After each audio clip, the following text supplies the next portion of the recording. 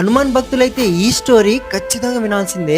సీతమ్మ సింధూరం పెట్టుకుంటున్నప్పుడు హనుమంతుడు వచ్చి అమ్మా ఇలా ఎందుకు పెట్టుకుంటున్నారు అని అడిగారు. అప్పుడు సీతమ్మ ఇలా చేయడంతో శ్రీరాముడి పైన ప్రేమ మరియు ఆయన ఆయువు పెరుగుతుంది అని చెప్పారు. వెంటనే అక్కడి నుంచి హనుమంతుడు వెళ్లి శరీరం మొత్తం సింధూరం అంటించుకుని రాముడి దగ్గరికి వెళ్లారు. అది చూసిన రాముడు ఎంత ఆనందపడ్డారంటే కంట్లో నీళ్లు పెట్టుకుని శ్రీరాముడు నువ్వు ఇలా చేయడం నాకు చాలా నచ్చింది, నీకేం కావాలి చెప్పు అని హనుమంతుడిని అడిగారు. అప్పుడు హనుమంతుడు ఎక్కడైతే శ్రీనామం పేరు పలుకుతారో అక్కడ నేనుండాలి అని కోరుతారు. అప్పుడు శ్రీరాముడు సరే అని ఆ వరాన్ని ఇస్తారు. శ్రీరాముడి అన్ని యుద్ధాలు అయిపోయాక రావణాసురుడిని చంపిన తర్వాత శ్రీరాముడు విష్ణు యొక్క రూపం కాబట్టి భూలోకం నుంచి దేహం వదిలేసి వెళ్ళాలన్నమాట. అప్పుడు శ్రీరాముడు ఆలోచనలో పడిపోతారు. స్వయంగా హనుమంతుడు మహాకాల్ శివుడి యొక్క రూపం ఇప్పుడు నాతోనే ఉంటాడు, మరి నేను దేహం వదిలి వెళ్ళడం ఎలా అని ఆలోచనలో పడతారు. అలా ఆలోచిస్తూ శ్రీరాముడు భూమిని పగలగొడతారు. ఆ తర్వాత హనుమంతుడిని పిలిచి ఆయన చేతుకున్న ఉంగరాన్ని పాతాళంలో